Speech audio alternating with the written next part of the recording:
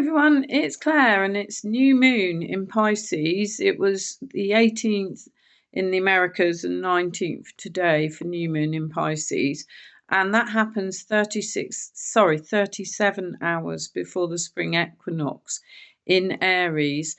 So we're at the cusp of the old horoscope year and the new one, zodiac year. And really it's kind of all about new beginnings really and endings. So Neptune is on the world axis all of March as well. So I've looked just at Pam Gregory and Tanya Gabrielle, two really cool astrologers, female ones, and one in America, one in Britain. So it happened 1:25 a.m. UK here today, and the sun moon together 28 degrees of Pisces, which is the anaretic degree, and on the world axis, according to Pam Gregory, and that's the very last degrees in that sign of Pisces, and so it makes it more powerful, the sun and moon together. And it's very kind of the mutable signs and cardinal signs will feel that a bit more, and it's very relevant for them.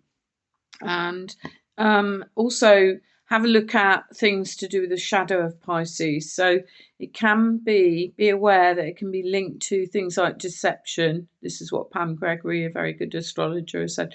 Lies, addiction to drugs, pollution, even things to do with blood, and even misfortunes at sea. And it's interesting what's happening in the Hormuz Straits in Middle East, and activating Neptune and Saturn conjunction, the intuition and dreams. My dreams have been very, very colourful, and I can remember them. Oh, sorry, that's my dog. She's got a bone against the door. And greater intuition.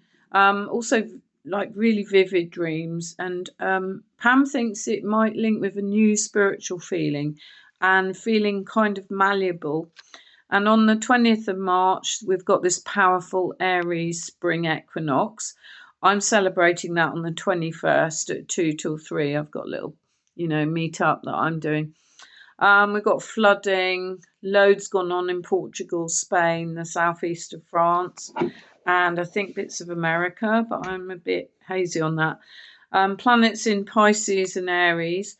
So one in Earth sign, Uranus, but that's all about the unexpected.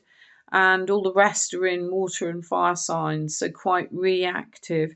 So check your facts and truth of any articles and news.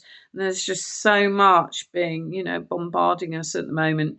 It's a very reactive period and tough on our nervous system, and take time out. She says the Sabian symbol for Pisces, 29 degrees of Pisces, is about birth and a new light from within. We receive light codes from the sun, and we've got a photonic aura around people's heads, like shining, literally, be like shining. We embody light from the cosmos. I can actually see some of that occasionally, especially if someone's happy, kind of shines more. It's kind of a yellowy colour. So we have got as well, it's Mercury in Pisces. So Mercury's about the mind, but Pisces is about intuition and less about the brain, and also regards the North Node, collective future. But it's like less analytical and more kind of a feeling thing. And the sun, moon are exact sextile to Uranus. So that could bring in new innovations and things like longevity to do with bodies and biohacking. And some stuff to do with food production, Taurus, and may need agricultural help, and Uranus linked to electromagnetism and light water primary to everything in the universe. Pam was talking about Venus semi-square to Uranus, and also things to do with currency shifts, so like crypto and metals, and she thinks metals are up in value.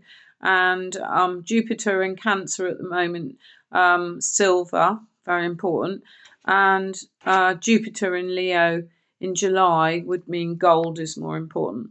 Mars is trine to Jupiter. Focus, purpose, improve safety, self-care with Cancer, and self-care for all. Great to do with compassion.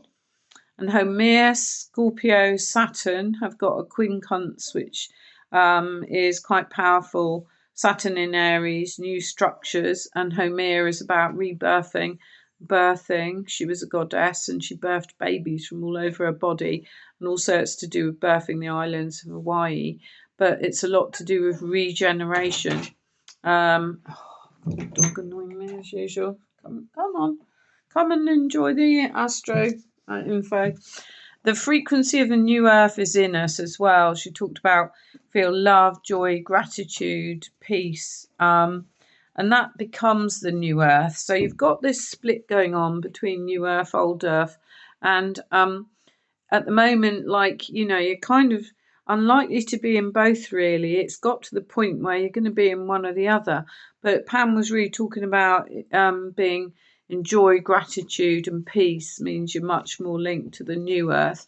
And it doesn't mean there's an actual new earth planet. It means that it's two different frequencies and you're going to likely to be on one or the other. And someone else I heard described it as you're more likely to be in new earth if you find that you're surrounded by people who enjoy, who are lovely and kind and not unpleasant. If you're still struggling with people that are sort of dissing you or being unpleasant and stuff, you're probably quite in the free dimension, not the fifth dimension. That's another way of seeing it. It's quite confusing, really, especially if you're new to this astrological or spiritual type descriptions and talk. But when you're on the 5D frequency, as Pam referred to in her video, I saw things are more effortless. Oh, I can't say it, effortless, and there are more connections and synchronization happens. And she also had a lovely sort of analogy that we are all new earth chicks. I didn't look at it in detail, but we're kind of getting towards upgraded biology, and we're almost hidden till ready to rebirth. So hence I think she's seeing so much in the astrology to do with rebirth, which makes sense. Then we're on to Tanya Gabrielle, who's also a numerologist. She loves looking at the numbers and what the significance of the dates are and the timings. Sorry, but I think you can hear my dog eating her bone. She just manages to get in it somehow. So she talked about it being one day, this new moon, prior to the spring equinox, and the finals and the first degrees, the final degrees and the first degrees, beginnings and endings. Pisces, the final sign, and Aries, the first sign. On February the 17th, Aquarius, there was the Aquarius solar eclipse, which was very powerful, and that coincided with the New Year, Chinese Fire Horse New Year, which is fast-paced energy, and Aries is fire. Mars in astrology chart. She was going back about the war when that started in the Middle East, looking at the charts, the two leaders, Trump and Netanyahu, and also looking at the Israel chart, I think, particularly that, and Mars was very active. And also the US Sibley birth chart, she talked about natal new moon 27 degrees in Aquarius. These figures of 27 and 28 keep coming up. February 17th preceded the attack and the huge conjunction as well, on the 20th. US 28 degrees sun moon merged with US natal moon, an epic karmic event in the USA. And Mars moved towards the moon. As you looked at Trump's chart, Mars 28 degrees, natal moon. Trump's Mars opposed US moon and Mars at first strike. Netanyahu, Mars was important in it as well. He was born before an eclipse in Libra, and so was Trump, similar, before an eclipse. And Israel had Mars 28 degrees in Leo. You can look at the country's chart. And Trump and Netanyahu, as she said, Mars in Leo with both. fire sign. Leo's a fire sign at 28 degrees with Mars, very combustive. Sort of what she's getting at is combustive, and it was spot on for, you know, unfortunately, what's happened. And the moon, Mars, we feel at home with the moon, Mars, but it can result with the moon in Mars. We feel at home, but it can result in war or aggression because Mars is traditionally the planet of war.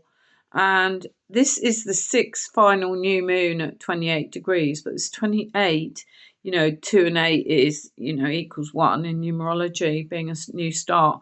It's just been massively in the charts lately. She talked about 1:24 a.m. Universal Time today. That was for the new moon. 8:24 p.m. yesterday on the 18th in New York. 5:24 p.m.